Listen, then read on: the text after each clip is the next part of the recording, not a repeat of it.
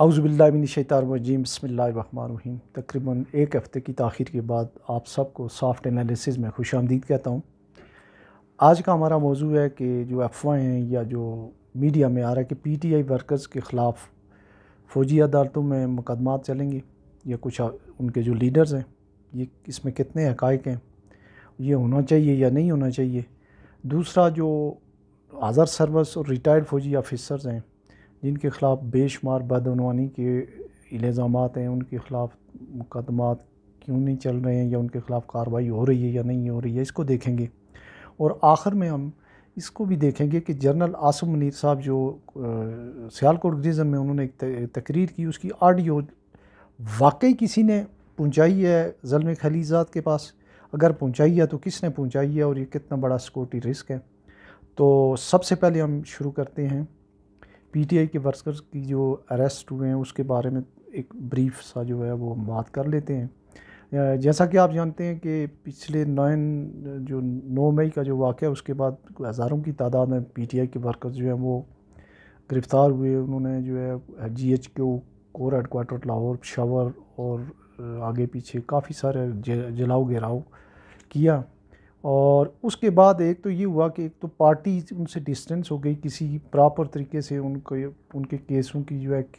है अदालतों में या उनके लिए जो है किसी फोरम पे उन्होंने उनको प्लीड नहीं किया। दूसरा ये हुआ है कि जैसे कहा जा रहा है, मीडिया रिपोर्ट कर रहा है कि बहुत सारे लोगों के जो हैं वो उनके जो ऑफिस बेरर हैं पीटीआई के, और वो उनके जो है फ़ौजी अदालतों में जो है उनके मुकदमा चलेंगे और कोर्ट मार्शल होगा। इस ज़िमन में मैं चूँकि पुरानी लाट का आदमी हूँ तो मैंने ज़ियाउल हक़ का मार्शल लॉ देखा है, और उसके दौरान चूँकि वो मार्शल लॉ था, मार्शल लॉ की अदालतें थीं और बड़ा संगीन किस्म के जो है उस वक्त ह्यूमन राइट वायलेशंस हुई हैं जिनका दाग अभी तक जो है मुल्क के दामन पे है, उसको कोई नहीं धो सका है। इसी तरह से अगर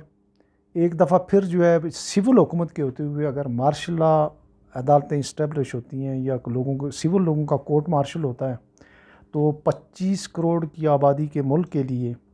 और एक एटमी मुल्क और दुनिया का 5वां बड़ा मुल्क और एक सिविलाइज्ड मुल्क कहलाने वाला जो है उसके लिए जो है ये बड़ी इंटरनेशनल जो कम्युनिटी है उसमें बड़ी जगह आसाई होगी। तो इसमें बेहतर ये है कि जो जैसे भी हैं जो लोग जिनने वाकई कोई क्राइम किए हैं उनको सिविल अदालतों में एंटी टेररिस्ट कोर्ट हों, दूसरी कोर्ट्स हों, कोई भी हो लॉ हो, उसमें सीआरपीसी हो, पाकिस्तान पेनल कोड हो या कोई और एंटी टेररिस्ट लॉ हो, जो भी है उसमें हो, लेकिन उनके मुकदमात जो हैं मेरी ज़ाती राय ये है कि वो सिविल अदालतों में चलने चाहिए, उन्हें सफाई का पूरा मौका मिलना चाहिए। और दूसरी बात जो है कि यहाँ तक जो है इन लोगों को पहुँचाया किसने है, इनको जो सच्ची बात है कि इनको पहुँचाया है वो जो रिटायर्ड आर्मी ऑफिसर की जो एसोसिएशन है उन्होंने, 10-8 जो रिटायर्ड जर्नल हैं, और उसके अलावा जैसा कि कहा जा रहा है कि बहुत सारे लोग जो हैं मौजूद हैं आर्मी के अंदर भी। उन्होंने शायद जो बहुत सारे लोगों ने जो है अंडर एस्टिमेट किया था जनरल आसिम साहब को, जो हमारे मौजूदा चीफ़ हैं, तो कुछ ज़्यादा ही जो है वो एग्रेशन के साथ जो है वो जैसे चीज़ें बढ़ रही हैं, और अगर खुदा न खास्ता अगर किसी सिविलियन का कोर्ट मार्शल हो जाता है तो हम पहले ही जो है इंटरनेशनल कम्युनिटी में आइसोलेटेड हैं। मसला कश्मीर पे हमारी कोई नहीं हमायत कर रहा है। जो ओवरसीज़ पाकिस्तानी हैं उनकी गालिब अक्सरियत जो है वो पीटीआई और खान साहब के साथ है, और जो दूसरे वेस्टर्न मुल्क हैं उनमें भी जो है ऑलरेडी जो है बड़ा शोर शराबा है ह्यूमन राइट्स वायलेशन का। तो इसमें मेरा ख्याल है कि थोड़ी रिस्ट्रेंट की जाए तो बड़ा बेहतर होगा। अच्छा, एक तरफ तो ये जो है पीटीआई के और से जो आम शहरी हैं उनके ख़िलाफ़ सख्त गिर जो है एक्शन लिया जा रहा है, दूसरी तरफ एक बड़े आउटस्टैंडिंग मसला है, और वो है जो ऑफिसर वेटरन ऑफ पाकिस्तान की जो वीओपी की जो हैं जो ऑफिसर्स हैं, जो स्टेट ऑफ पाकिस्तान और जनरल साहब के ख़िलाफ़ जो जनरल आसिम के ख़िलाफ़ जो बातें कर रहे हैं, और जो सिविल पॉपुलेशन को, नौजवानों को भड़का रहे हैं कि वो स्टेट के ख़िलाफ़ और आर्मी के ख़िलाफ़ उठ खड़े हों, उनके ख़िलाफ़ कोई कार्रवाई नहीं हो रही है। ना ISPR उनके लिए कोई बात कर रहा है, ना किसी की पेंशन बंद हुई है, ना कोई ख़ास तरीके से कोई बंदा गिरफ़्तार हुआ है। इसके अलावा भी बेशुमार इल्ज़ामात हैं रिटायर्ड और आर्मी सर्विस ऑफिसर्स पे बदगुमानी के। उनमें जनरल आसिफ गफूर हैं, जनरल पाशा हैं, जनरल कियानी हैं, जनरल बाजवा हैं, जनरल फैज़ हमीद हैं,